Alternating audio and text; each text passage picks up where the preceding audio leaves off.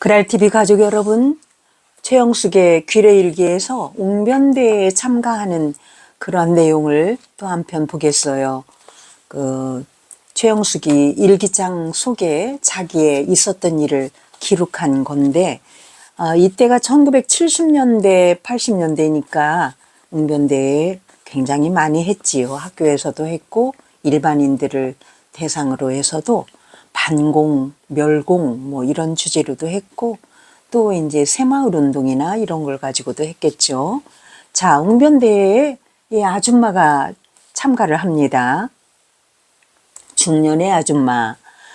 또래 학생들은 또랑또랑한 목소리로 각자 준비해온 연설문을 읽어 내려가며 목청을 높여 웅변했다. 영숙은 가슴이 떨렸다. 참 용기가 굉장히 대단한 분이고 또 적극적으로 사네요. 영숙의 차례에 가까워질수록 손에서 괜스레 땀이 흐르고 심장이 쿵쾅거렸다. 괜히 나온 것 아닌가 싶었다. 도망치고 싶었으나 다른 한편에서는 우승에 대한 욕망이 불타올랐던 일이 있었다. 어느 날이었다. 이장일을 마치고 온 남편이 빙긋 웃었다. 기분 좋은 표정으로 이리 와 앉아보라고 했다. 평소 같지 않은 모습이라 영숙은 별일이 다 있네 싶었다. 그리고 남편 옆에 다가가 앉았다. 남편의 의도를 알아차리지 못한 채 의아하게 바라보는 영숙에게 얘기했다. 당신 웅변대회에 나가보는 거 어떻겠소? 웅변대회요? 남편의 뜬금없는 제안으로 영숙은 당황스러웠다. 아무런 얘기도 할 수가 없었다. 아니, 그 전에 웅변이라니. 학교에서 열심히 공부하던 때는 이미 먼 옛날이었다. 이제 다시 공부해야 하고 수많은 청중 앞에서 무언가를 발표해야 하는 일이었다. 몸에 일이 밴 영숙에게는 어울리지 않는 일이었다. 여기서 일이라는 게 농사일이겠죠. 어휴, 내가 거기를 어떻게 나가요? 공부를 안 한 지도 얼마나 오래됐는데 다른 사람 한번 찾아보세요. 아니, 잘 들어보시오. 면사무소에서 추천해야 한다며 당신을 추천하길래 나쁘지 않다고 생각했지. 이장인 내가 대표로 나가기도 뭐하고 이장 부인인 당신이 나가는 건 좋은 방법 아니오? 우리 귀래면을 위해 빛내줄 기회이기도 하고요. 남편의 말을 들으니 맞는 말 같기도 했다. 또 다른 마음으로는 학업을 계속할 수 없어서 늘 섭섭했던 마음을 조금이라도 풀어낼 것 같은 생각이 들었다. 영숙은 잠시 아무 말도 하지 않았다. 마음을 다잡아야 할 것 같았다. 군청 소재지여서 거기에서 하는 대회라 크게 열리기에도 하겠지. 영숙은 남편의 시선에 대고 얘기했다. 할게요. 그날부터 영숙은 웅변대회 원고를 손수 써내려갔다. 영숙이 제일 발표하고 싶은 것은 누군가의 아내이며 어머니로서 모두가 어려운 형편이기에 더 나은 미래를 위해 가정의 아녀자가 할 수 있는 게 무엇인지에 대한 것이었다. 그 누구보다 가족을 위해 열심히 살아온 영숙이 이런 어려운 상황에 도움이 될 방법을 모를 리 없었다. 영숙의 일기장에도 대회에 대한 부푼 기대와 어떻게 하면 더 좋은 웅변을 할 수 있을지에 대한 고민이 빼곡하게 적혀져 갔다. 가게를 보면서도 틈틈이 모두가 불편해하지 않게 잘 알아들을 수 있는 발성을 하려 배에 힘을 주고 소리 내어 보기도 했다. 영숙에겐 이 모든 것이 두려우면서도 설레었다. 당일 군청 사무소에 가자 원주군 부녀의 저축회장을 만났다. 저축회장은 상냥한 얼굴로 어떻게 오셨습니까? 라고 물었다. 영숙은 자신감으로 귀래면 대표로 왔습니다. 라고 말했다. 그러자 뜻밖의 말이 돌아왔다. 다행이네요. 귀래면이 아직도 등록이 안 되어 있어 걱정했었어요. 정말 잘 되었네요. 빨리 군청으로 등록을 해야겠으니 조금 기다리세요. 영숙은 황당하고 언짢았다. 면사무에서는 등록조차 하지 않았다. 그러면서도 대회에 나가라고 종용했다. 영숙은 등록할 동안 잠시 대회장을 빠져나와 요구르트를 먹었다. 너무 기분 나빠하지 말자. 어쩔 수 없지. 이제 대회니까 마음을 추스려야 해. 지금까지 연습했던 대로만 하면 되는 거야. 마음을 다잡고 대회장으로 들어서자 행사 준비가 끝나고 심사위원들이 하나둘 입장하기 시작했다. 다들 너무 잘하는데 내가 맨 처음이 아니라서 얼마나 다행인지. 제비뽑기 결과 영숙은 3번째 차례였다. 일반부는 초등학생과 중등생 다음에 진행되었다. 학생들이 무척 잘했다. 영숙은 신기하기도 하고 기특하기도 했다. 덩달아 떨리는 마음이 더해져 갔다. 과연 잘할 수 있을까? 그토록 열심히 연습했으나 이렇게 많은 사람 앞에 서서 발표를 한다는 건 처음 있는 일이었다. 신경이 여간 쓰이는 일이 아니었다. 실수라도 하면 어쩌나 싶어 주눅이 들기도 했다. 영숙의 차례가 되었다. 이름이 호명되자 영숙은 떨리는 마음으로 단상에 올라갔다. 그러자 거짓말처럼 떨리던 마음은 온데간데 없고 마음이 담담해졌다. 아무 생각이 들지 않았고 저 멀리 앉은 사람들까지 잘 보였다. 영숙은 느낌이 좋다고 여기며 발표를 시작했다. 주제는 슬기로운 주부가 되자였다.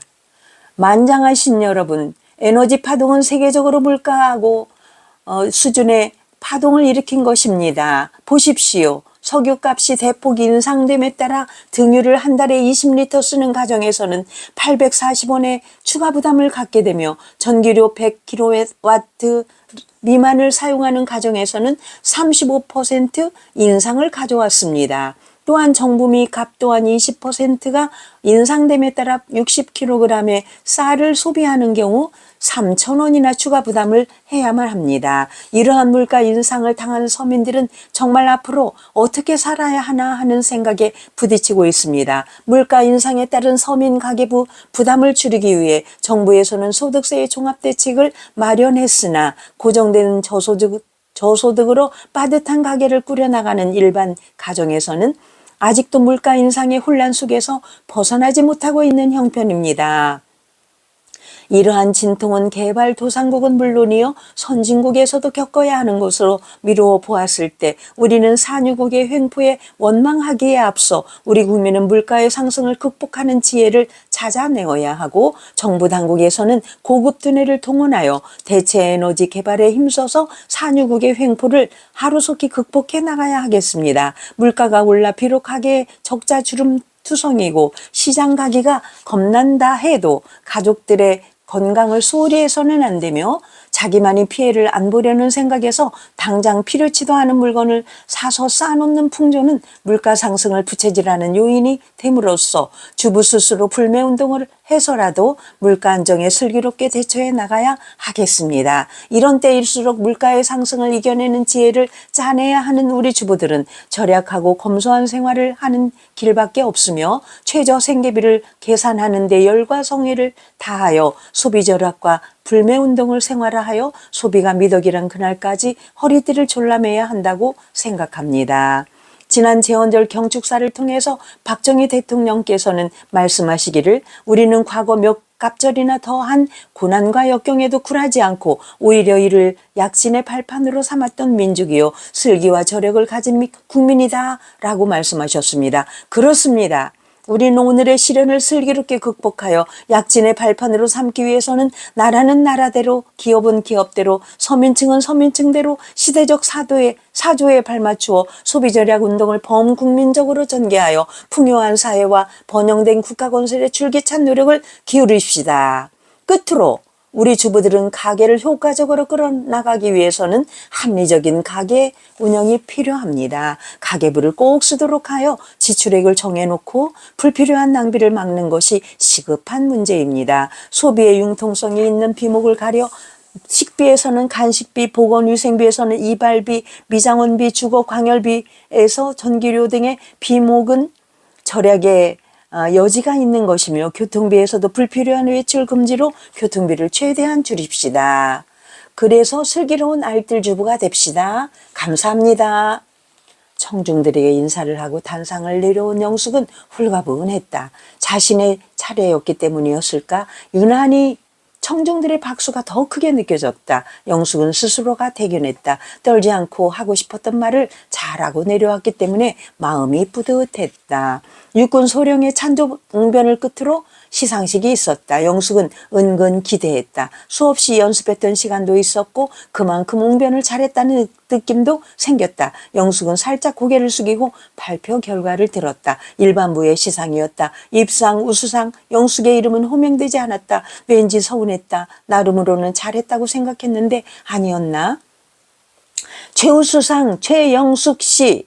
영숙의 수그러졌던 고개가 저절로 들어 올려졌다. 어안이 벙벙했다. 정말인가? 정말 내 이름인가? 너무 놀라 대답도 할 수 없었던 영숙은 한 번 더 이름이 호명되자 대답하며 앞으로 나아갔다. 현기증을 느끼며 단상에 올랐다. 상장과 부상으로 벽시계를 받았다. 큰 것은 아니었으나 너무 기뻤다. 쏟아지는 박수갈채 속에서 상장과 벽시계를 들고 청중들에게 인사를 하는데 모두가 활짝 웃고 있었다. 영숙은 쑥스럽고 부끄러웠으나 기쁜 마음이 훨씬 더 컸다. 참 대단하네요.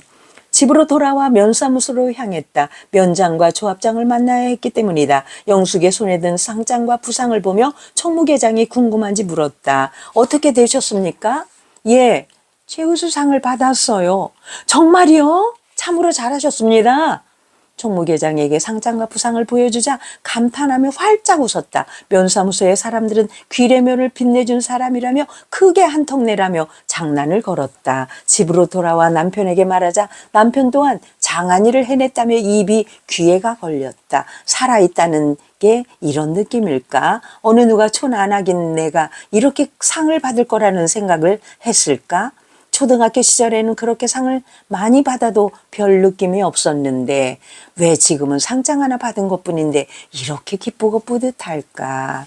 새 구두를 신고 종이로 돌아다녀 피곤한 다리를 주무르며 일기를 마저 써 내려갔다. 영숙은 일기를 많이 쓰다 보니 웅변 원고를 잘 쓰게 된 것으로 생각되었다. 여러분 그렇죠?